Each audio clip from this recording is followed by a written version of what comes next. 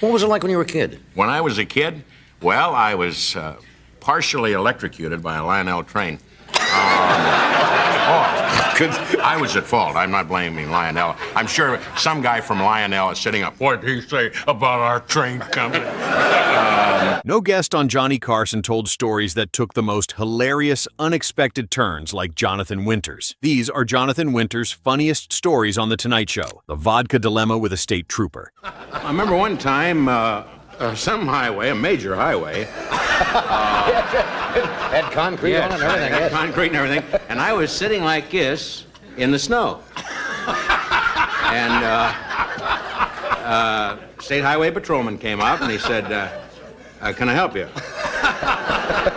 And I said, yes, you can. I've been meditating over whether this vodka's gone or still there. So... Winters turns a freezing roadside encounter involving a vodka bottle and a state trooper into something that gets funnier the more dangerous it sounds. Jonathan ranting about his old teacher. Mrs. McCauley came over. How are we doing? I always bugged me. And I was a little kid then. I had no brothers or sisters. And I didn't have, nearly as much weight. Problem, I was a rather attractive kid, as a matter of fact. At recess, I got lucky, but at any rate, when the teachers say, and a lot of people say, how are we doing? What does this mean? Why can't you say, how are you doing? But they say that in hospitals. How are we today? Not good. See him? He doesn't like you. Winters starts with a single phrase he doesn't like and keeps building until a full runaway character completely takes over the couch and refuses to leave, getting pulled over by a cop. I remember one time talking about the police, momentarily about the police. I was doing about 75, 80, and the police, of course, I saw the red light going, and slowed down immediately, and I was bombed to the gills, and the guy said, pull over. And I said, whereabouts? And right there. So, he makes a routine police stop feel like a philosophical crisis where he somehow sounds guilty no matter what the actual facts of the situation are. The infamous Woodpecker story. I come out of there, and there was a Miss Lugridge. Miss Lugridge? Yeah, Miss Allen Lugridge. A woman who had lost her legs, believe it or not, due to woodpeckers. That's humorous, but sad. Well, it's sad, but it's good, and it was a conversation piece that got her into the local paper, and that's all she ever wanted out of life, and her legs looked wooden, apparently to the birds. Oh, I see. And they ate her legs away. Oh, my God. And so... I propped her up there in bed at the place, and, a good set of pillows and a good zenith, and you're in business, so... Winters gives a single small bird an entire personality and a very specific personal mission before the story even reaches its actual punchline. Winters' Emmy story. Well, great to be here. Nice to see you, my God. Nice to be here. How goes the battle? Well, pretty good so far. Made it across into Van Nuys. That one shoulder took us out. Gosh, I was so taken with this guy. I was when I first met him, and on Mork and Mindy, we had a marvelous time. Those were good days. You had access to more medication in those days.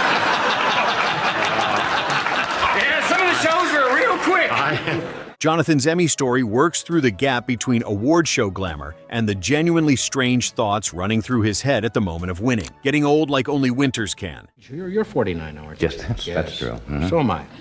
At our As you age, said once on the show before, we're in that final glide path. Yes. Think if that lady was out here 105. That'll be interesting to see you doing the show at that age, Johnny. You and I, huh? Sitting here. You 105, me. Are you still in the basement here? Oh, don't get down there anymore. Too far to go. Jonathan makes ordinary age problems sound like a bizarre personal adventure that somehow keeps getting stranger with every new detail he adds to the story. The 1973 hilarious story. And telephone rang, and I went to the telephone, and I decided I would become a character, as I just mentioned. And a man said, hello, is Jonathan Winters there? And I said, that little funky man's on a little tractor, and he's out in the backyard cutting some grass. And so he said, who's this? And I said, this is Sam. Who are you? And he said, well, this is Mr. Cavendish, and I'm with Ben and Bowles or something. And I'd like to talk to Mr. Winters. He said, you mean Johnny? Let me see if I can find Roundo. This 1973 clip shows Winters in that earlier Carson rhythm where the couch still feels genuinely unpredictable and slightly dangerous, with the story starting in a completely conversational place before one specific detail suddenly sends everything sideways without any announcement that the turn was coming. So, gee, you're going to see this guy at the other end of the phone. So I then shifted my voice. I said, hey, Roundo, come on in. It's a phone call for you. Get on it. So I said, hello, this is Jonathan Winters. And then the guy at the other end said, who was that I was talking to? I said, I'm on the phone, too. The Snow Story. I remember one time, some highway, a major highway. Had concrete on it and everything. Had Yes. concrete and everything. And I was sitting like this in the snow. And State Highway Patrolman came up and he said, can I help you? And I said, yes, you can. I've been meditating over whether this vodka's gone or still there. Jonathan's Snow Story became memorably funny through one of his most reliable and genuinely specific comic gifts, which is treating Weather like a character with deliberate bad intentions aimed directly at him personally, turning something seasonal and completely ordinary into what sounds like a carefully organized personal attack that the elements arranged over a long period of deliberate planning aimed specifically at one man who had done nothing to deserve it and had no reasonable defense available against the whole situation. Still there. So he took me in for a little observation. I was frozen harder than a carp.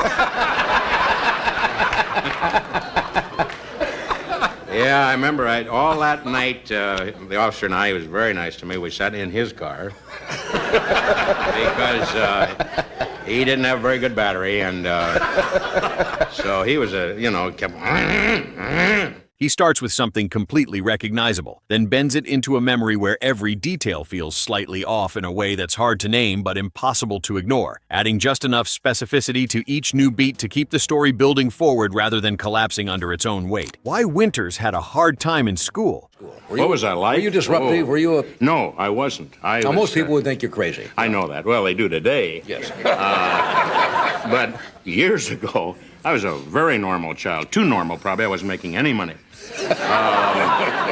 No, my parents were divorced. I won't go into a long thing in deference to they're gone anyway. But sorry to hear the thing was that Dad was off, somewhere in an open field or, settling insurance policies near a creek bank, and so Jonathan's school story works so well because he doesn't just admit he had trouble in a classroom. He turns the entire school system into something that genuinely had no idea what to do with the kind of mind he was carrying around inside it, making himself sound like both a confused student and a future comic troublemaker at the same time, while the audience laughs at how accurately the story describes the specific experience of being the wrong kind of smart in an institution built to recognize and reward a completely different kind of intelligence than the one Jonathan happened to have been born with. I just didn't know about him where he was, and it was always explained he's away. Everybody in our family was away a lot. Where's Uncle, Aunt Emma? She's away, dear. You never knew where. Yeah. Well, I knew that eventually, as I went by one of the institutions, but at any rate, Mom did her best, and she tried, but I struggled because, when people say it's, as you asked the little girl, which was interesting, you said, what are some of your favorite subjects and what do you excel in? Well, when you're 11 and in college, of course, you excel in everything. Yeah. He makes the childhood frustration sound like an honest memory rather than a polished professional retrospective. You perform on talk shows, moving between specific moments of classroom confusion and strange little bursts of uncontrolled imagination in a rhythm that feels completely natural, even though nothing about it follows the kind of organized narrative structure that any teacher would have recognized as acceptable academic work for a graded assignment in any subject offered at the school. I was blown in all departments. Math was not my best. Yeah. I got as far as geometry. And I thought that was just, having been tutored in literally everything from the apples to algebra, a square plus b square, and You sitting still there. remember that? Oh, please. But because I remember the students going up and finishing. And Johnny laughs at the way Winters describes a classroom completely unable to contain him, with Carson clearly recognizing the deeper joke, which is that the same traits making school difficult for Jonathan made him completely extraordinary on a stage, and that gap between institutional failure and artistic brilliance is the real punchline sitting underneath the entire school story from the very first sentence to the last. The story has that specific Winters quality where the memory keeps arriving from different angles, never settling into one simple explanation of what happened, but building instead into a full portrait of a kid whose brain was already running a completely different program than everything and everyone around him wanted it to run, making normal classroom expectations feel like a foreign language he was being graded on without having received any instruction in it at any previous point. Carson and Jonathan reminisce on childhood stories together. still there. So he took me in for a little observation. I was frozen harder than a carp.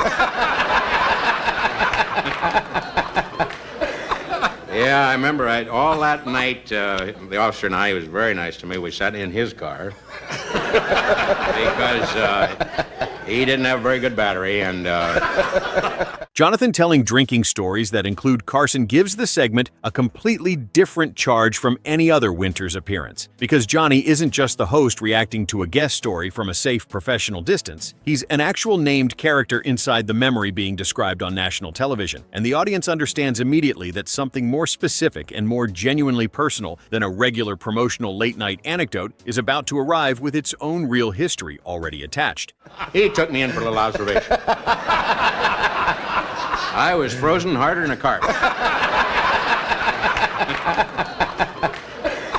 Yeah, I remember all that night, the officer and I, he was very nice to me. We sat in his car because he didn't have a very good battery, and so he was kept, and I made fun of that, because. You ever miss those days? Those, kind of silly, nutty. No, I don't, because I tell you, I like it better the way I am now. Right. Because when I see something in the zoo, I recognize it, and Winters tells the story with that mischievous timing where every new sentence sounds like it might embarrass both of them equally and in different specific ways. And Johnny's laugh shifts into something that feels less like a professional host, evaluating whether a joke is working for the room and more like a friend remembering something he maybe wishes had stayed slightly more private than a nationally broadcast television program allows in the middle of a standard late-night interview. The comedy comes from the shared history between them and the way Jonathan keeps poking at it with gentle but very specific and well-aimed pressure, finding details that neither man would have voluntarily chosen as the official public record of their earlier years together, but that are clearly accurate enough to make Carson's reaction completely and visibly real. You say that's a bear. right. Yeah. There's a lion.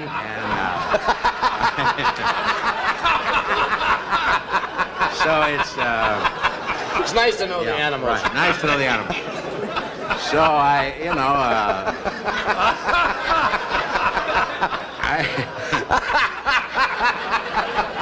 Rather than a performance of surprise arranged for the audience's benefit, Winters makes the past sound rowdy and hazy and slightly dangerous all at once, turning what should be a standard couch conversation into something that genuinely feels like eavesdropping on a reunion between two people who have actual and specific history, rather than watching a television interview proceed through its normal, professionally managed stages toward the commercial break scheduled in the control room. Sure, I have all that stuff in my house, from my friends. I have people like yourselves that come over that they've hurt their leg or something, and want a little touch.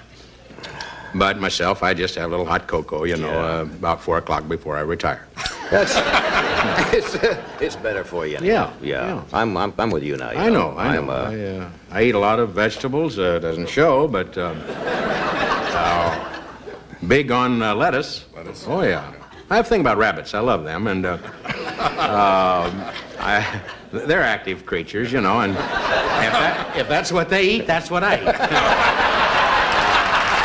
The audience laughs at each new detail Jonathan introduces, not only because the details are genuinely funny, but because watching Carson react to hearing his own past described in public by someone who was actually present for the events adds a layer of authenticity that no third-party story could ever replicate. And that combination of shared embarrassment and genuine mutual affection is what gives the segment its completely unrepeatable quality across everything the show ever produced. Jonathan Winters told 10 stories on Carson's stage and made every single one feel like it was being invented right in front of the audience for the very first time. Which Jonathan Winters story is your absolute favorite here? Drop it in the comments and subscribe for more classic Tonight Show guest moments.